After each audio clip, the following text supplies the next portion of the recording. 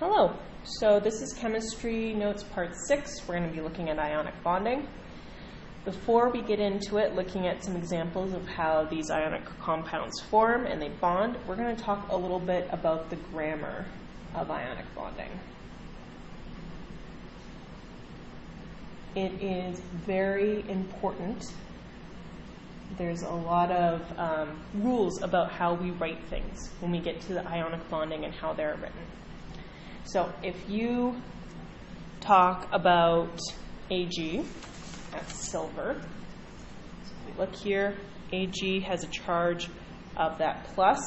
When we write it down, you would write it down as Ag1 plus. Importantly, you need to notice that first letter in our compound is always capitalized. Before we even begin, that is always true. Always capitalized. And that second letter, if there is one, is always lowercase.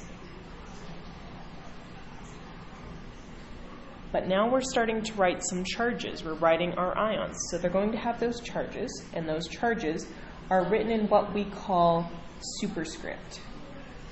So superscript. When we write in superscript, it is always written smaller than full size. It cannot be written the same size as that Ag, unless you're typing it in like an email to me. That's something different. But when we write it on a piece of paper or write it on a computer, it should need to be in superscript, which means it is small and above. It's got to be above the line. Okay? If we were then to write contrary-wise a compound, which you'll see how we do in a second, say we've got magnesium coming together with nitrogen as a compound. I'll tell you how you'll name it next week. We have these numbers talking about quantity. When we talk about the quantity of how much magnesium we have to nitrogen, we call this our subscript. Subscript for quantity. And it is always small. And notice how it's almost like half below the line.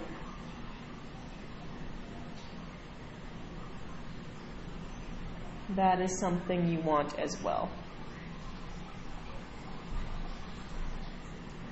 So superscript, smaller and above, and this is used specifically for charge.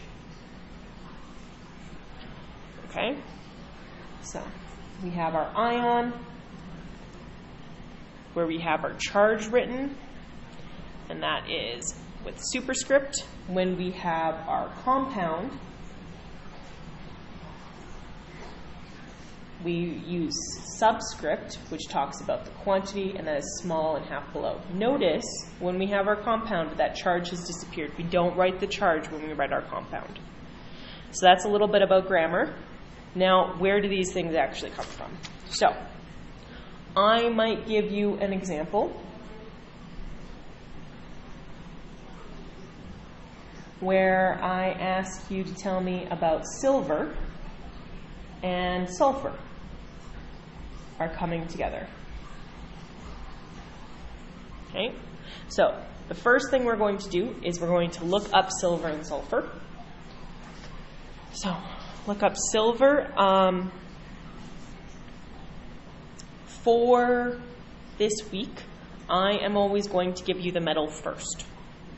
So the metal, remember, is always to the left of our staircase.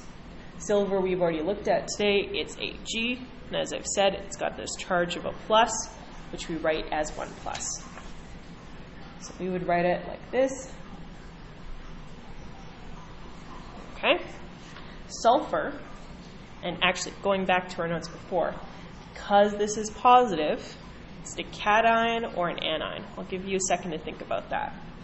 Positive charge, cation or anion. It's a cation. So we can write that above as well. because it's positive. Now to look up sulfur, it's going to be our anion. It's going to be our non-metal. You look over here. I spot sulfur. It's got a charge of 2 minus.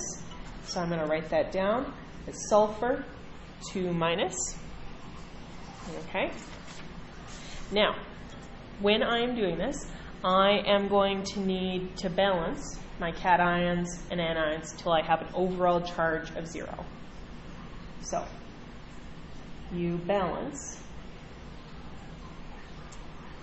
cations and anions until you have an overall charge of 0. The way that we do this is we always start with 1 and 1 because we find them. Oh, sorry. This would then, of course, be an anion, I should say. Okay, so we've got 1 and 1 of them. So we start with 1 cation and 1 anion.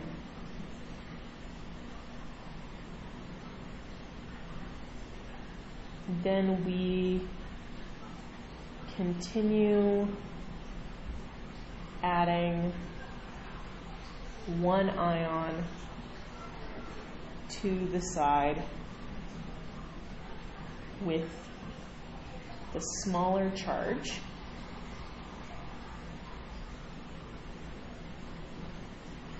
Until charges are equal. So, the reason why this works, that it balances to 0, is is a little simpler if you think of it in dollars.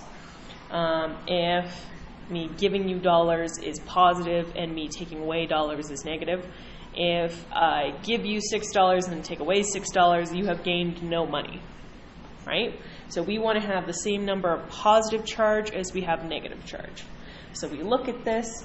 I often like to circle them, so it's a little bit easier to think about them as like one quantity.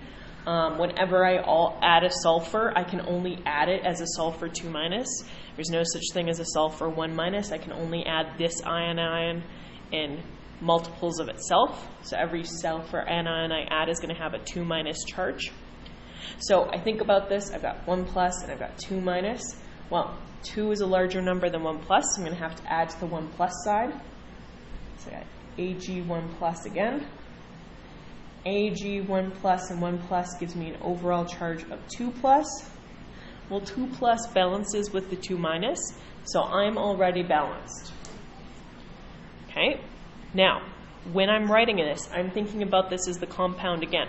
So when I write this, so cation always comes first.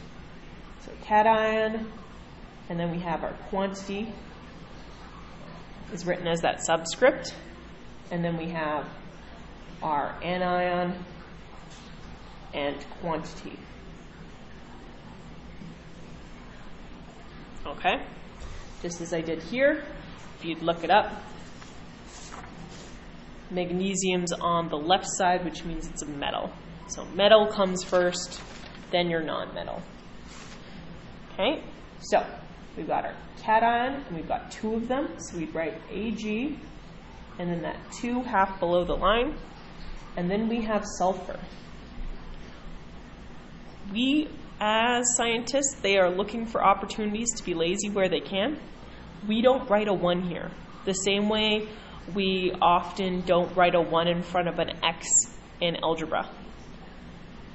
This stays empty because we never write a 1 in subscript. If I wrote the S, then there has to be at least 1 S, because otherwise I would just write it as Ag2. So, we never write 1 in the subscript. Okay. That being said, this is one way to do it. Another way that I'll show you with our next example is, let me move this, is or think about the lowest common multiple, or the LCM, which might sound familiar if you think about your math class.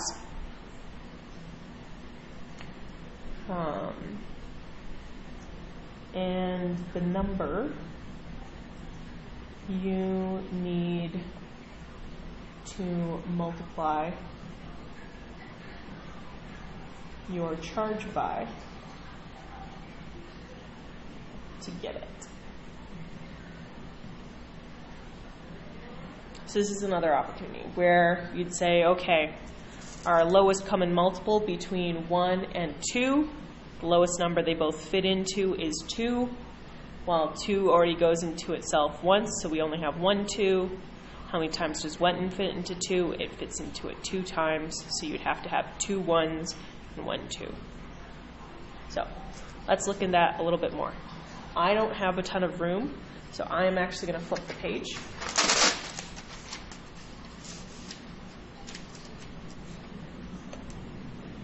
Okay, so our next example is actually going to use multivalent metals. Multivalent metals. Okay, so most transition metals. So transition metals are the metals that are in the middle of your periodic table, are multivalent. So that means that they have multiple, and valent means like balance.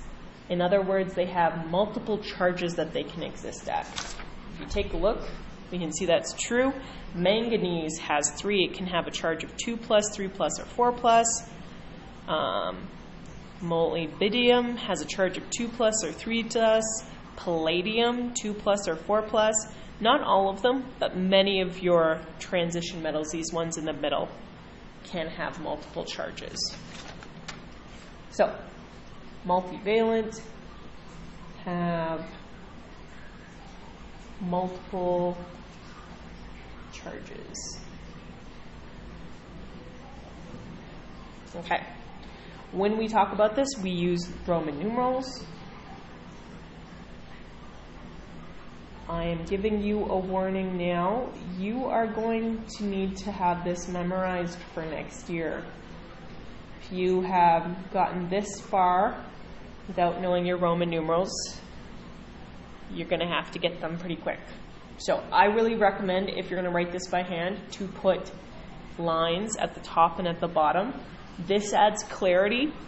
The number of times somebody has written for me something that I think looks like a scribble and they think clearly looks like a 3 is too many to count. And if it doesn't look like a 3 to me, you won't get the point. So you want to make sure, give it some lines at the top and the bottom, makes it a little extra clear. You also notice these are all capitalized. I don't want to see any little i's. So, 1 line is 1, 2 lines is 2, 3 lines is 3, and then 4 is a line before V because V represents 5. So 1 before 5 gives you 4, 1 after 5 gives you 6, 2 after 5 gives you 7, and 3 after 5 gives you 8. I don't think you guys will need to know 9 for this year. I don't think anything has that kind of a crazy charge. Okay, so these are our charges. And our example for multivalent metals that we're going to look up is going to be titanium. And it's V and P for phosphorus. So, when I tell you it's titanium V, if you want, you can look up titanium on your periodic table.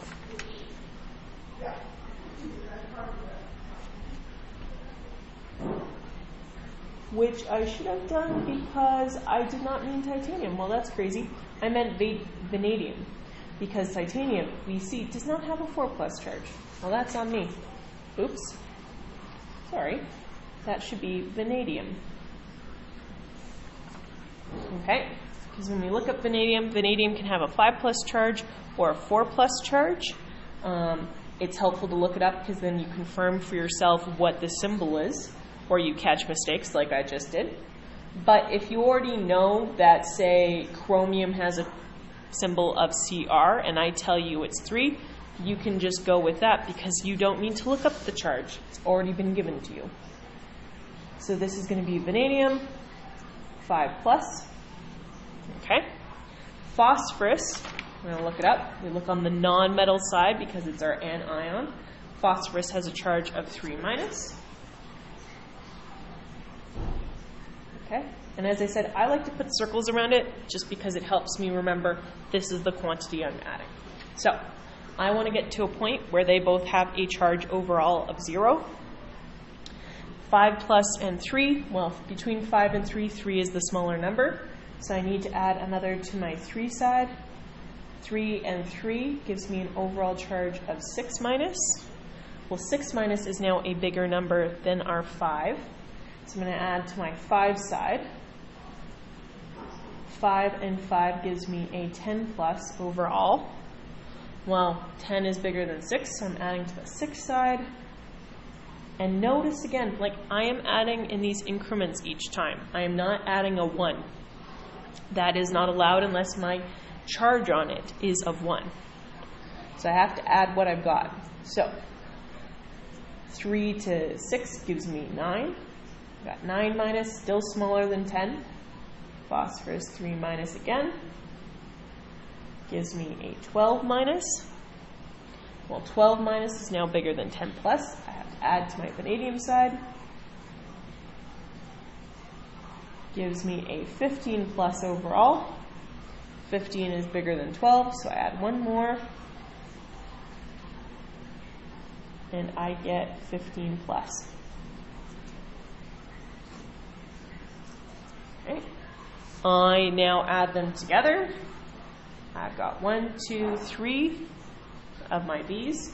So when I write the 3 as a subscript, no charge. And for my phosphorus, 1, 2, 3, 4, 5, P5. So that's the way that we did it with our last example here. But I promised you we would try a lowest common multiple route. Other way that you can figure this out is to think about the LCM. Given 3 and 5, I'll know the lowest number that they both fit into is 15. I know that vanadium has a 5+ charge and that phosphorus has a 3- charge. So I take that 15 for vanadium and I divide by my charge, and it tells me there's 3. I take for my phosphorus that same 15, but I divide it by the phosphorus charge, and I get a 5. And so I write that when I write it as B3, because 3 is the quantity. And I break it out by charge, phosphorus 5.